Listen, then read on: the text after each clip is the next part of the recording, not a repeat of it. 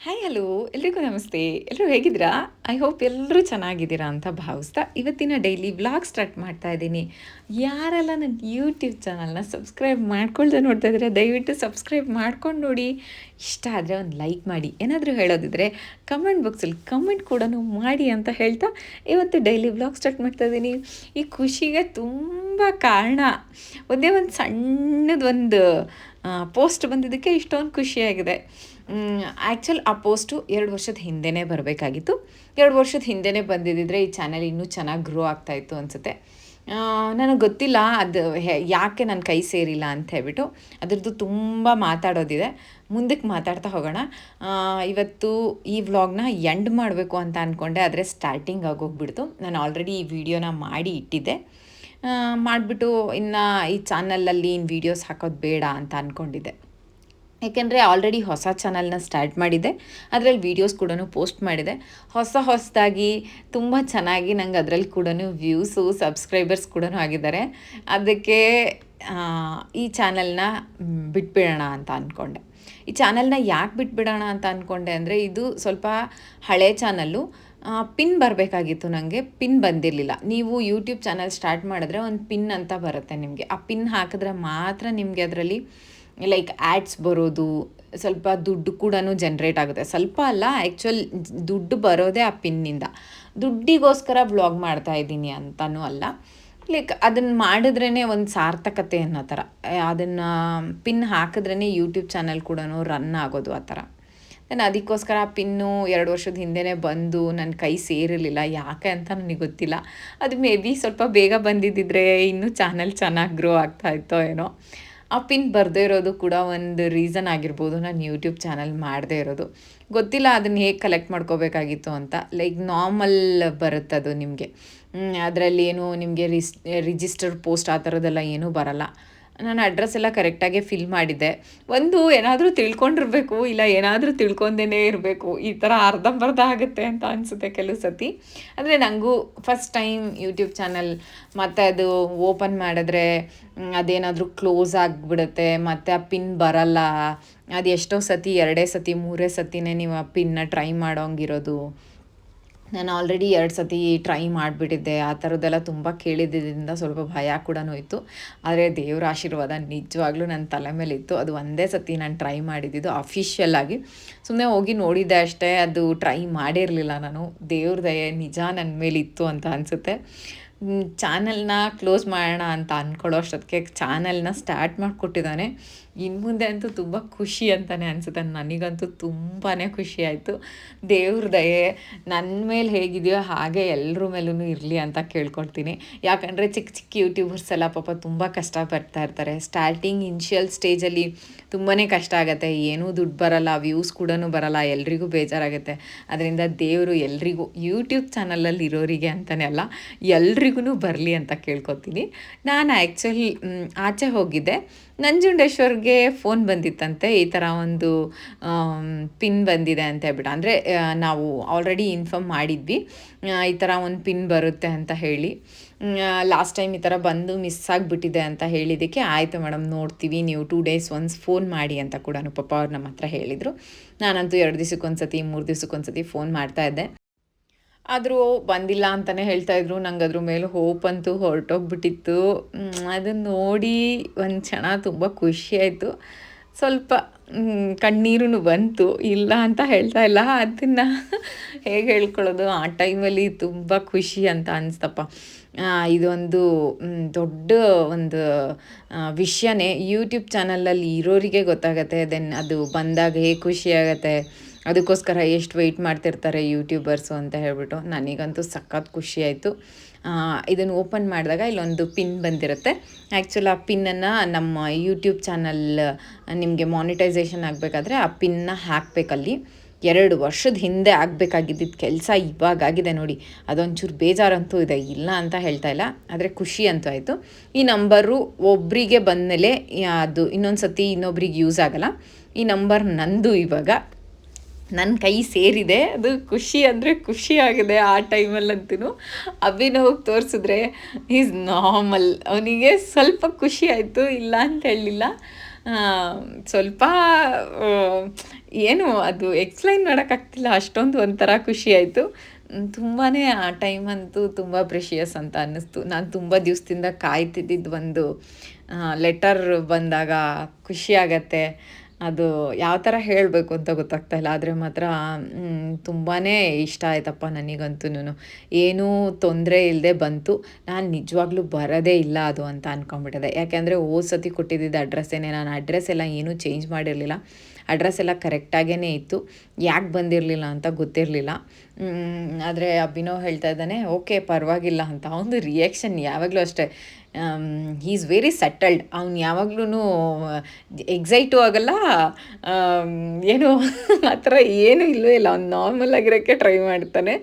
ನಂಗೆ ಗೊತ್ತಿಲ್ಲ ಆ ಥರನೂ ಒಬ್ರು ಇರ್ತಾರೆ ಅಂತ. ಅದು ಅಭಿನವೇ ಅಂತಲೇ ಅನಿಸುತ್ತೆ. ಖುಷಿ ಆಯಿತು. ಸ್ವಲ್ಪ ಹೊತ್ತು ಮಲಗಿದ್ದೆ, ತುಂಬ ಹುಷಾರಿರಲಿಲ್ಲ. ಆ್ಯಕ್ಚುಲಿ ನಂಗೆ ಈ ವ್ಲಾಗ್ನೆಲ್ಲ ಮಾಡಿ ಎಡಿಟ್ ಮಾಡಿ ಹಾಕಬೇಕಾದ್ರೆ ಸ್ವಲ್ಪ ಹುಷಾರು ತಪ್ಪಿಟ್ಟಿತ್ತು. ಅಂದರೆ ವಾತಾವರಣ ಚೇಂಜ್ ಆಗಿದೆಯಲ್ಲ, ನೆಗಡಿ, ಕೆಮ್ಮು, ಸ್ವಲ್ಪ ಜ್ವರ ಕೂಡ ಇತ್ತು. ನಾನು ಆಲ್ರೆಡಿ 3 ಡೇಸ್ ಆಗಿತ್ತು ಮಲಗಿ. ಈ ಕಸ ಅದು ಎಲ್ಲಿಂದ ಬರುತ್ತೋ ಗೊತ್ತಿಲ್ಲ. ಹಿಂದಿನ ದಿವಸನೆಲ್ಲ ಒರೆಸಿದ್ದೀನಿ. ಬೆಳಗ್ಗೆ ಒಂದು ಟೈಮ್ ಮಾತ್ರ ಕಸ ಗುಡಿಸಿಲ್ಲ. ಈವ್ನಿಂಗ್ ಕಸ ಗುಡಿಸ್ತಾ ಇದ್ದೀನಿ. ಅಷ್ಟೊಂದು ಕಸ ಬಂದಿದೆ. ಈ ಮನೆ ಅಂತ ಅದು ಎಲ್ಲಿಂದ ಕಸ ಬರುತ್ತೋ ಗೊತ್ತಿಲ್ಲ ಈ ಮನೆಗೆ. ನನಗಂತೂ ಒಂದು ಸತಿ ಶಾಕ್ ಆಗುತ್ತೆ. ನಾನು ಕಸ ಗುಡಿಸಿದ್ಮೇಲೆ ನೀಟಾಗೆಲ್ಲ ಕಸ ಎಲ್ಲ ಗುಡಿಸಿರ್ತೀನಿ. ಆದ್ರೂ ಗೊತ್ತಿಲ್ಲ. ನನಗೇನು ಅನಿಸುತ್ತೆ ಅಂದರೆ ಈ ಪರ್ಕೆದೇ ಕಸ ಅಂತ ಅನಿಸುತ್ತೆ. ನಾನು ಇದನ್ನು ಇನ್ಸ್ಟಾಗ್ರಾಮ್ ಸ್ಕ್ರೋಲ್ ಮಾಡಬೇಕಾದ್ರೆ ನೋಡಿದ್ದೆ, ಆದರೆ ನಾನು ತರಿಸಿದ್ದೆ. ನನಗಿದು ಭಾಳ ಹೆಲ್ಪ್ ಆಗಿದೆ. ನಾನು 2 ತರಿಸ್ಕೊಂಡಿದ್ದೀನಿ. ನಾನು ಅಡುಗೆ ಮನೇಲಿ ಕಸ ಗುಡಿಸೋದನ್ನು ಬೇರೆ ಕಡೆ ಕಸ ಗುಡಿಸಲ್ಲ. ಇದು ಅಡುಗೆ ಮನೆಗೆ ಅಂತೇಳಿ ಇಟ್ಬಿಟ್ಟಿದ್ದೀನಿ. ಇನ್ನೊಂದು ಆಚೆಗೆ ಅಂತೇಳಿ ಇಟ್ಟಿದ್ದೀನಿ. ಫುಲ್ ಕಸ ಎಲ್ಲ ನೀಟಾಗಿ ಬರುತ್ತಪ್ಪ. ಆದರೆ ಏನಂದರೆ ಸ್ವಲ್ಪ ಮೂಲೆಗಳಲ್ಲಿ ಸ್ವಲ್ಪ ಕಸ ಬರಲ್ಲ. ಅದು ಪರವಾಗಿಲ್ಲ ಅಂತ ಅನಿಸುತ್ತೆ. ಆದರೆ ಇದು ಮಾತ್ರ ಇದೆಲ್ಲ ನೀಟಾಗಿ ಕಸ ಬರುತ್ತೆ. ನನಗಂತೂ ಇದು ತುಂಬ ಇಷ್ಟ ಆಗಿದೆ. ನಾನು ಈವ್ನಿಂಗ್ ಕಸ ಗುಡ್ಸೋಕ್ಕೆ ಹೋಗಲ್ಲ. ಇದರಲ್ಲಿ ಒಂದು ಸತಿ ಎಳ್ಕೊಂಡು ಬಿಡ್ತೀನಿ, ನೀಟಾಗಿ ಬರುತ್ತೆ. ಆಮೇಲೆ ತುಂಬ ಕಷ್ಟನೂ ಪಡೋಂಗಿಲ್ಲ. ಕಸ ಆದರೆ ಎಲ್ಲ ಬಗ್ಗಿ ಎಲ್ಲ ಗುಡಿಸ್ಬೇಕು. ಇದಾದರೆ ನಿಂತ್ಕೊಂಡು ಆರಾಮಾಗಿ ಗುಡಿಸ್ಬೋದು. ನಂಗೆ ಇದು ಇಷ್ಟ ಆಗ್ಬಿಡೋದೆ. ಅಟ್ಲೀಸ್ಟ್ ನಾನು ಡೈಲಿ 1 ಟೈಮ್ ಆದರೂ ಇದರಲ್ಲಿ ಕ್ಲೀನ್ ಮಾಡ್ತೀನಿ. ಒಂಚೂರು ಕಸ ಇರಲ್ಲ, ನೀಟಾಗಿ ಎಲ್ಲ ಕಡೆಯಿಂದನೂ ಬರುತ್ತೆ. ನನಗಂತೂ ಇದು ಇಷ್ಟ ಆಗಿದೆ. ತುಂಬ ಚೆನ್ನಾಗಿ ಕೂಡ ಇದೆ. ಕಸ ಗುಡಿಸಿದ್ರೆ ಪರ್ಕೆದೇ ಅರ್ಧ ಧೂಳಿರುತ್ತೆ. ಅಲ್ಲಿ ಬೇರೆ ಇನ್ನೇನೂ ಕಸ ಇಲ್ಲ, ಪರ್ಕೆದೇ ಅರ್ಧ ಧೂಳಿರುತ್ತೆ. ನಾನಂತೂ ಪರ್ಕೆನ ಆದಷ್ಟು ಅವಾಯ್ಡ್ ಮಾಡ್ತೀನಿ. ಅದನ್ನೆಲ್ಲ ನೀರಲ್ಲಿ ನೆನೆ ಹಾಕಿ ತೊಳೆದು ಪರ್ಕೆನ ಹಂಗೆ ಗುಡಿಸಿದ್ರೂ ಪರ್ಕೆದು ಧೂಳು ಉದುರ್ತಾನೆ ಇರುತ್ತೆ. ನಂಗೆ ಗೊತ್ತಿಲ್ಲ ಅದು ಯಾಕೆ ಅಂತೇಳ್ಬಿಟ್ಟು. ಖುಷಿಯಾಗಿದ್ದಿದ್ದು. ಸ್ವಲ್ಪ ಮಲ್ಲು ಕೂಡ ಇದೆ ನಾನು. ಯಾಕಂದರೆ ಹುಷಾರು ತಪ್ಪಿತ್ತು. ತುಂಬ ಏನೂ ಕೆಲಸ ಮಾಡೋಕ್ಕೆಲ್ಲ ಆಗ್ತಾ ಇರಲಿಲ್ಲ. ಸ್ವಲ್ಪ ಕಸ ಎಲ್ಲ ಗುಡಿಸ್ಬಿಟ್ಟು ಆರಾಮಾಗಿ ಸ್ವಲ್ಪನೇ ಅಡುಗೆ ಎಲ್ಲ ಇಷ್ಟಿಷ್ಟೇ ಮಾಡ್ತಾಯಿದ್ದೆ. ಜಾಸ್ತಿ ಏನೂ ಮಾಡಿಲ್ಲ. ಕ್ಲೀನ್ ಮಾಡೋಕ್ಕೆ ಹೋಗ್ತಾಯಿಲ್ಲ, ನನ್ನ ಕೈಲಿ ಏನೂ ಇಲ್ಲ. ಆದರೆ ಪಿನ್ ಬಂದಿದ್ದು ನನಗಂತೂ ಸಖತ್ ಮೋಟಿವೇಶನ್ ಆಗೋಯ್ತು ಅಂತಲೇ ಹೇಳ್ಬೋದು. ಖುಷಿಲಿ ಕುಂಡಾಡಂಗೆ ಆಗೋಯ್ತು. ಫುಲ್ ಮನೆಯೆಲ್ಲ ಓಡಾಡ್ಬಿಟ್ಟಿದ್ದೀನಿ ಇವತ್ತಂತೂ. ನಾನು ಹುಷಾರು ತಪ್ಪಿದ್ದಕ್ಕೂ ಮಲಗಿದ್ದಕ್ಕೂ ಪಿನ್ ಸರಿಯಾಗಿ ಬಂದಿದ್ದ ಟೈಮಿಗೂ ಒಂದು ಮೋಟಿವೇಶನ್ ಅಂತಲೇ ಅನ್ನಿಸ್ತು. ದೇವರಿಗೆ ಯೂಶ್ವಲಿ ನಾನು ಬೆಳಗ್ಗೆ ಸಾಯಂಕಾಲ 2 ಟೈಮ್ ಪೂಜೆ ಮಾಡ್ತೀನಿ. ಬೆಳಗ್ಗೆ ಹೊತ್ತು ಅಭಿನವ್ ಪೂಜೆ ಮಾಡಿದ್ರೆ ಈವ್ನಿಂಗ್ ನಾನು ಮಾಡ್ತೀನಿ. ಇಲ್ಲಾಂದರೆ ಅಭಿನವ್ ಈವ್ನಿಂಗ್ ಮಾಡ್ತಾನೆ. ಅವನಿಗೂ ಸ್ವಲ್ಪ ನೆಗಡಿ ಆಗಿದೆ ಪಾಪ. ಅವನು ಅಷ್ಟೊಂದೇನು ಆ್ಯಕ್ಟಿವ್ ಆಗೇನೂ ಇಲ್ಲ. ಇರೋದ್ರಲ್ಲಿ ನಾನೇ ಇವತ್ತು ಸ್ವಲ್ಪ ಪರವಾಗಿಲ್ಲ ಆರಾಮಾಗಿರೋದು. ನನಗಂತೂ ಖುಷಿಗೆ 2 ಸತಿ ನಾನೇ ಪೂಜೆ ಮಾಡಿದ್ದೀನಿ. ಅಭಿನವ್ ನಾನು ಪೂಜೆ ಮಾಡ್ತೀನಿ ಅಂತ, ಇಲ್ಲ ಇವತ್ತು ನಾನೇ ಮಾಡ್ತೀನಿ ಅಂತ ದೇವರಿಗೊಂದು ನಮಸ್ಕಾರ ಹಾಕಿದ್ದೀನಿ. ಯಾಕೆಂದರೆ ನನಗೆ ತುಂಬ ಹೆಲ್ಪ್ ಆಗಿದೆ. ನಂಗೆ ಗೊತ್ತಿಲ್ಲ, ನಾನು ಆ ಚಾನಲ್ನ ಕ್ಲೋಸ್ ಮಾಡಿಬಿಡೋಣ ಅಂತಲೇ ಅಂದ್ಕೊಂಡಿದ್ದೆ. ಯಾಕೆ ಅಂದರೆ ಅದು ಪಿನ್ ಬಂದಿಲ್ಲ ಅಂತ ಹೇಳಿದ್ರೆ ನೀವು ಎಷ್ಟು ವೀಡಿಯೋಸ್ ಹಾಕಿದ್ರೂ ವೇಸ್ಟು. ಅದರಿಂದ ಏನು ಅರ್ನಿಂಗ್ಸೂ ಆಗಲ್ಲ, ಚಾನಲ್ ಅಷ್ಟು ಚೆನ್ನಾಗಿ ಗ್ರೋನೂ ಆಗಲ್ಲ. ಗೊತ್ತಿಲ್ಲ ನನಗೆ ಯೂಟ್ಯೂಬ್ನವರು ಯಾಕೆ ಈ ಥರ ಎಲ್ಲ ಸ್ಪೆಷಲ್ಲಾಗಿ ಏನಾದರೂ ಮಾಡ್ತಾರೆ ಅಂತ. ಒಂದು ಸ್ವಲ್ಪ ಏನಾದರೂ ಲೀನಿಯನ್ಸ್ ಕೊಟ್ಟಿದ್ದಿದ್ರೆ ಚೆನ್ನಾಗಿರ್ತಿತ್ತು. ಎಷ್ಟೊಂದು ಅಪ್ಡೇಟಿಂಗಲ್ಲಿದ್ದೀವಿ ಆದ್ರೂ ಯೂಟ್ಯೂಬ್ ಚಾನಲ್ನವ್ರು ಸ್ವಲ್ಪ ಕಷ್ಟ ಕೊಡ್ತಾರೆ ನನಗೆ. ಆದ್ರೂ ಖುಷಿ ಅಂತೂ ಆಗಿದೆ. ಏನಾದರೂ ಏನು ಹೇಳ್ಕೊಳ್ಳಿ ನಂಗೆ ಗೊತ್ತಾಗ್ತಾ ಇಲ್ಲ ಖುಷೀಲಿ. ಅಷ್ಟೊಂದು ಖುಷಿಯಾಗಿದೆ. ಈವ್ನಿಂಗ್ ಸ್ವಲ್ಪ ದೇವರಿಗೆ ಧೂಪ ಎಲ್ಲ ಹಾಕ್ತೀನಿ ನಾನು. ಬೆಳಗ್ಗೆ ಹೊತ್ತು ಮಾಡೋಕ್ಕಾಗಲ್ಲ. ಬೆಳಗ್ಗೆ ಹೊತ್ತು ಸ್ವಲ್ಪ ಬ್ಯುಸಿ ಇರ್ತೀನಿ. ನಂಗೆ ಬೆಳಗ್ಗೆನೇ ಪೂಜೆ ಆದಮೇಲೆ ತಿಂಡಿಗೆ ಹೋಗೋದು. ದೆನ್ ಅದರಿಂದ ಬೆಳಗ್ಗೆ ಧೂಪ ಎಲ್ಲ ಹಾಕ್ಕೊಂಡು ಕೂತ್ಕೊಳ್ಳೋಕ್ಕಾಗಲ್ಲ. ಅಭಿನವ್ ಪೂಜೆಗೆ ಹೆಲ್ಪ್ ಮಾಡಿದ್ರೆ ಮಾಡ್ತೀನಿ. ಇಲ್ಲ ಏನಾದರೂ ಅಭಿನವ್ಗೆ ಸ್ಕೂಲ್ ರಜಾ ಇದ್ದರೆ ಆ ಥರದ್ದಿದ್ರೆ ಮಾಡ್ತೀನಿ. ಅಟ್ಲೀಸ್ಟ್ ಮಿನಿಮಮ್ 1.5 hour 2 hours ಆಗಿಬಿಡುತ್ತೆ ಪೂಜೆಗೆ. ದೆನ್ ಅದಕ್ಕೆ ನಾನು ಈವ್ನಿಂಗ್ ಧೂಪ ಎಲ್ಲ ಹಾಕ್ತೀನಿ. ಈವ್ನಿಂಗ್ ಧೂಪ ಹಾಕಿದ್ರೆ ಸ್ವಲ್ಪ ಹೊತ್ತು ಕುತ್ಕೋಬೋದು. ನಾನು ಕೆಲವು ಸತಿ ಒಂದು 6ರಿಂದ ಒಂದು 8 ಗಂಟೆವರೆಗೂ ದೇವ್ರ ಮನೇಲಿರೋಕ್ಕೆ ಇಷ್ಟಪಡ್ತೀನಿ. ಸ್ವಲ್ಪ ಏನಾದರೂ ಮಂತ್ರ ಅದು ಇದು ಎಲ್ಲ ನಂಗೆ ಸ್ವಲ್ಪ ದೇವ್ರದ್ದು ಹಾಡೆಲ್ಲ ಹೇಳೋದು ಆ ಥರದ್ದೆಲ್ಲ ತುಂಬ ಚೆನ್ನಾಗಿ ಇಷ್ಟ. ಮತ್ತು ನನಗೆ ಸ್ವಲ್ಪ ಅದು ಹಾಡೆಲ್ಲನೂ ತುಂಬ ಚಿಕ್ಕ ವಯಸ್ಸಿಂದ ಚೆನ್ನಾಗಿ ಬರುತ್ತೆ. ನಾನು ಅದರಿಂದ ಸ್ವಲ್ಪ ಹೇಳ್ಕೊಂಡು ಕೂತಿರೋದು ಎಲ್ಲ ಇಷ್ಟ ಆಗೋದು ನನಗೆ. ನಾನು ಅದಕ್ಕೆ ದೇವ್ರ ಮನೆಯಲ್ಲಿ ಸ್ವಲ್ಪ ಹೊತ್ತು ಟೈಮ್ಸ್ ಕೂಡ ಸ್ಪೆಂಡ್ ಮಾಡಿದೆ. ದೇವರು ಆಶೀರ್ವಾದ ನನ್ನ ತಲೆ ಮೇಲೆ ಇತ್ತು ಅಂತ ಅನಿಸುತ್ತೆ. ಯಾರು ಏನೇ ಮಾಡಲಿ, ಎಷ್ಟೇ ಕಾಲು ಎಳೀಲಿ, ಎಷ್ಟೇ ಬೇಜಾರು ಮಾಡಲಿ, ಆದರೆ ದೇವರೊಬ್ಬ ಕೈ ಬಿಟ್ಟಿಲ್ಲ ಅಂತ ಹೇಳಿದ್ರೆ ಯಾರು ಏನು ಮಾಡಿದ್ರೂ ತಟ್ಟಲ್ಲ ಅನ್ನೋದಕ್ಕೆ ಇದೇ ಸಾಕ್ಷಿ. ನನಗೇನೋ ಆಗಿದೆ ಅಂತ ನಾನೇನು ಹೇಳ್ತಾ ಇಲ್ಲ. ದೆನ್ ಕೆಟ್ಟವರು ಇರ್ತಾರೆ ಎಲ್ಲರ ಲೈಫಲ್ಲೂ, ಎಲ್ಲರೂ ಒಳ್ಳೆಯವರೇ ಸಿಕ್ಕಿರಲ್ಲ. ದೆನ್ ಸ್ವಲ್ಪ ಆ ಥರನೂ ಇರುತ್ತೆ, ದೆನ್ ಈ ಥರನೂ ಇರುತ್ತೆ. ನನಗಂತೂ ಆಲ್ಮೋಸ್ಟ್ ನಾನು ಯಾರ್ಯಾರನ್ನ ತುಂಬ ಹಚ್ಕೋತೀನಿ, ಅವ್ರು ನನಗೆಲ್ಲ ಮೋಸನೇ ಮಾಡೋದು. ದೆನ್ ನನಗೆ ಹಂಗೆ ಅನಿಸುತ್ತೆ. ಯಾಕೆ ಅಂತ ಗೊತ್ತಿಲ್ಲ, ಆದರೆ ಯಾರೇನಾದರೂ ಮಾಡಲಿ ದೇವ್ರು ಮಾತ್ರ ಕೈ ಬಿಟ್ಟಿಲ್ಲ. ಆಷಾಢ ಎಂಡ್ ಆಗ್ತಿದೆ, ಕಾರ್ತಿಕ್ ಮಾಸ ಸ್ಟಾರ್ಟ್ ಆಗ್ತಿದೆ. ಕಾರ್ತಿಕ್ ಮಾಸದಲ್ಲಿ ನಾನು ಯೂಶ್ವಲಿ ಸೋಮವಾರದ ವ್ರತ ಸ್ಟಾರ್ಟ್ ಮಾಡ್ತೀನಿ. ಅದು ಯಾವಾಗಲೂ ಮಾಡ್ತಾಯಿರ್ತೀನಿ. ಅಂದರೆ ನಾವು ಲಿಂಗಾಯತರಾಗಿರೋದ್ರಿಂದ ಸ್ವಲ್ಪ ಶಿವನ ಪೂಜೆ ಮಾಡೋದು ಸ್ವಲ್ಪ ಮಾಡ್ತೀವಿ ನಾವು. ಅದರಿಂದ ಲಿಂಗು ಪೂಜೆ ಆ ಥರದ್ದೆಲ್ಲ ಯಾವಾಗಲೂ ಇರುತ್ತೆ. ದೆನ್ ಕಾರ್ತಿಕ್ ಮಾಸ ಸ್ಟಾರ್ಟ್ ಆಗಿದೆ. ಹಬ್ಬ ಏನೂ ಇಲ್ಲದೆ ಹೋದ್ರೂ ಎವ್ರಿ ಡೇ ಇದ್ದೇ ಇರುತ್ತೆ. ಯಾವುದೂ ಆಷಾಢ ಬಂದಿದೆ ಅದು ಬೇರೆ ಸ್ಪೆಷಲ್ ಪೂಜೆ, ಮಂಗಳವಾರದ ಸ್ಪೆಷಲ್ ಪೂಜೆ ಇರುತ್ತೆ, ಶುಕ್ರವಾರದ ಸ್ಪೆಷಲ್ ಪೂಜೆ ಇರುತ್ತೆ. ಕಾರ್ತಿಕ್ ಮಾಸ ಸ್ಟಾರ್ಟ್ ಆದ್ರಂತೂ ಹಬ್ಬಗಳದ್ದು ಒಂದೊಂದು ಲೀಸ್ಟೇ ಸ್ಟಾರ್ಟ್ ಆಗಿಬಿಡುತ್ತೆ. ಸ್ವಲ್ಪ ಧೂಪ ಎಲ್ಲ ಹಾಕಿ ಇಡೀ ಮನೆಗೆಲ್ಲನೂ ಹಾಕ್ತೀನಿ ನಾನು. ಇವತ್ತು ಹಾಕಲಿಲ್ಲ, ನನಗೂ ಹುಷಾರು ತಪ್ಪಿದೆ. ಬರೀ ದೇವ್ರ ಮನೇಲಿ ಮಾತ್ರ ಹಾಕ್ಬಿಟ್ಟು ಈಚೆಗಡೆ ಇಟ್ಬಿಟ್ಟು ಸ್ವಲ್ಪ ಅದಕ್ಕೆ ಇನ್ನು ಸ್ವಲ್ಪ ಧೂಪ ಹಾಕ್ಬಿಟ್ಟು ಬಿಡ್ತೀನಿ. ಸ್ವಲ್ಪ ಘಮ ಎಲ್ಲ ಒಳಗಡೆನೇ ಇರುತ್ತೆ. ಸ್ವಲ್ಪ ಡೋರೆಲ್ಲ ಕ್ಲೋಸ್ ಮಾಡಿಬಿಡ್ತೀನಿ. ನಂಜುಂಡೇಶ್ವರ್ಗೆ ಮತ್ತು ಅಭಿನವ್ಗೆ ಅನ್ನಕ್ಕೆ ಇಡ್ತಾ ಇದ್ದೀನಿ. ನನಗೆ ಊಟ ಬೇಡ ಅಂತಲೇ ಅನ್ನಿಸ್ತಾ ಇತ್ತು. ಈವ್ನಿಂಗ್ ಸ್ವಲ್ಪ ಗಂಜಿ ಬೇರೆ ಕುಡ್ದಿದ್ದೆ ನಾನು. ನಂಜುಂಡೇಶ್ವರ್ ಸ್ವಲ್ಪ ಟೀ ಮಾಡಿಕೊಡಿ ಅಂತ ಕೇಳ್ತಾಯಿದ್ರು. ಸರಿ ಅದಕ್ಕೆ ಟೀ ಮಾಡೋಣ ಅಂತ ಅಂದ್ಕೊಂಡು ಅವ್ರಿಗೊಂದು ಸ್ವಲ್ಪ ಟೀ ಮಾಡಿಕೊಟ್ಟು